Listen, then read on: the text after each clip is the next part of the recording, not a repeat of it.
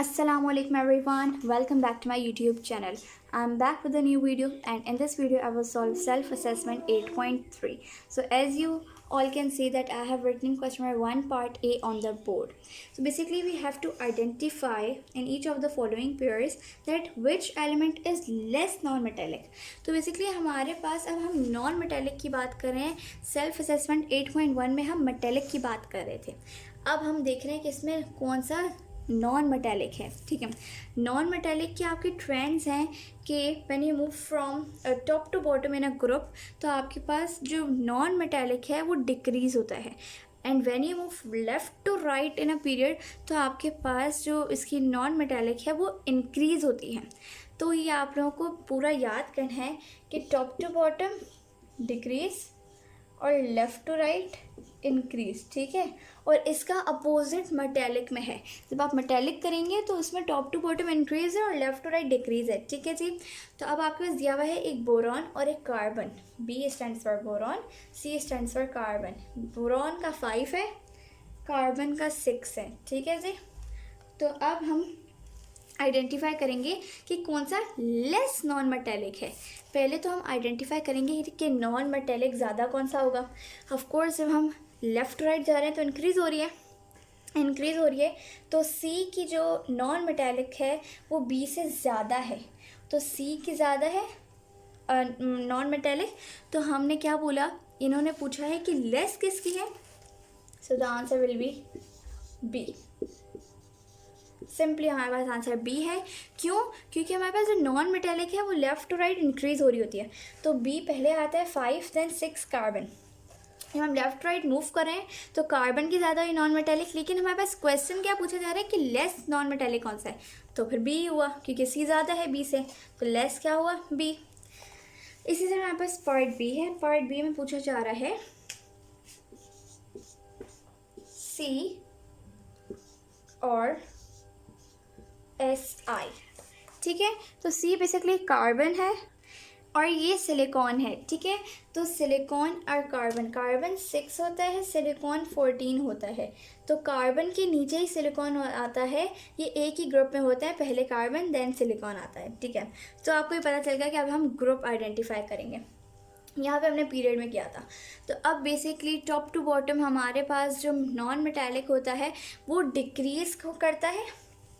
तो कार्बन के बाद SI आता है, top to bottom carbon then SI. ठीक है, तो जब हम टॉप टू बॉटम मूव करें तो डिक्रीज़ हो रही है नॉन मेटेलिक. तो सबसे कम किसकी हुई SI की. तो हमें पता तो ऐसे ही चल गया क्यों डिक्रीज़ हो रही है टॉप टू बॉटम. तो हमारे पास कार्बन की ज़्यादा नॉन मेटेलिक है SI से. तो ऐसे इन्होंने पूछा कि लेस नॉन मेटेलिक कौन सा है, तो हमें पता चल गया SI इज़ द आंसर. ठीक है, इसमें ये नहीं पूछ रहा कि कौन सा नॉन मेटेलिक है, इसमें पूछ रहा है कौन कम है नॉन मेटेलिक. तो हमें वो आइडेंटिफाई करना है. इसी तरह अब हमारे पास पार्ट सी भी है. पार्ट सी की तरफ मूव करेंगे. ठीक है, पार्ट सी में हमारे पास क्लोरीन और ब्रोमीन है. ठीक है, क्लोरीन और ब्रोमीन ये भी एक ही ग्रुप में पाए जाते हैं. क्लोरीन 17 है, ब्रोमीन 35 है. ठीक है, तो अब हमारे पास एक ही ग्रुप में है तो ऑफ कोर्स पहले क्लोरीन आता है फिर ब्रोमीन आता है. ठीक है, तो top to bottom when we are going तो आपके पास जो इसकी नॉन मेटेलिसिटी है वो आपके पास क्या हो रही है, डिक्रीज़ हो रही है. तो डिक्रीज़ हो रही है तो ब्रोमीन की क्लोरीन से कम है नॉन मेटेलिक. तो जिसकी कम है तो हमें वो ही लिखना है. तो BR इज आंसर है. क्यों? क्योंकि इस क्लोरीन की नॉन मेटेलिक ज़्यादा है ब्रोमीन से. तो इसमें हमें ये बताना है कि लेस किसकी है, ब्रोमीन की है. सो सिंपल हमारे पास आंसर ब्रोमीन आ गया है. तो सिंपली हमें अपने क्वेश्चन नंबर 1 में ये काम करना था. अब हम जल्दी से क्वेश्चन नंबर 2 की तरफ मूव करते हैं. क्वेश्चन नंबर 2 का मैं पार्ट A करूँगी, उसके बाद आप लोगों को दूसरे पार्ट्स खुद करने हैं. ठीक है, ताकि आप लोग को समझ आ जाए. Now I am reading the question number 2. Using periodic table, rank each set of elements in order of increasing non-metallic character. Okay, let me write part A on the board. Okay, तो मैंने part A लिख लिया है. This is nitrogen, this is fluorine and this is oxygen. Nitrogen 7 है atomic number, fluorine 9 है atomic number, oxygen 8 है atomic number. तो इससे तो हमें ये ज़रूर पता चल गया है कि हमारे पास ये एक ही पीरियड में जा रहे हैं। तो सबसे पहले नाइट्रोजन ही आएगा, देन ऑक्सीजन आ रहा है, एंड देन फ्लोरीन आ रहा है। 7, 8, 9 ऑर्डर में लिख लिया हमने। So they are moving from left to right, तो हमें पीरियड पता चल गया है। ओके जी, तो अब हमें क्वेश्चन में दिया हुआ है कि हमें ऑर्डर में लिखना है ऑफ इंक्रीजिंग नॉन मेटेलिक। तो इंक्रीज किसका नॉन मेटेलिक ज़्यादा है उसकी ऑर्डर में लिखना है, ठीक है। तो when we move from left to right, तो हमारे पास जो पीरियड में जो होता है वो इंक्रीज़ होता है नॉन मेटेलिक। तो इंक्रीज़ हो रहा है तो इसका मतलब ये हो गया कि फ्लोरीन की सबसे ज़्यादा है, क्योंकि लेफ़्ट टू राइट हमारे पास जो बढ़ती जा रही है, ये इससे कम है, ये इससे कम है, मतलब ये इससे ज़्यादा है, ये इससे ज़्यादा है। तो इससे हमें पता चल गया है, इसलिए अब हम इसी ऑर्डर में लिखेंगे NOF, ठीक है, इसी ऑर्डर में लिखेंगे। बट अब आप लोग को साइन डालना है ग्रेटर या लेसर का, ठीक है। तो अभी हमें कैसे डालेंगे, ऑफ कोर्स हम इंक्रीजिंग ऑर्डर में लिख रहे हैं, तो हमारे पास नाइट्रोजन ऑक्सीजन से छोटा है या बड़ा है, छोटा है। ऑक्सीजन फ्लोरीन से छोटा है बड़ा है, छोटा है। तो this is your order to right. तो ये आपका आंसर होगा। ये ग्रेटर होता है, ये लेसर होता है। तो आपने क्या किया है, नाइट्रोजन ऑक्सीजन से छोटा है, ऑक्सीजन फ्लोरीन से छोटा है।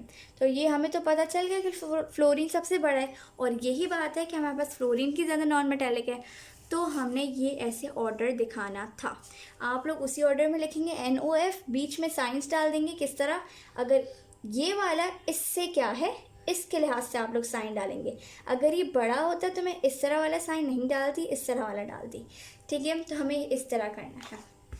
अगर मैं आप लोगों के लिए पार्ट B देख लूँ, जिसका है क्लोरीन, ब्रोमीन, आयोडीन, जो ऐसे जाते हैं क्लोरीन, ब्रोमीन एंड आयोडीन, ठीक है।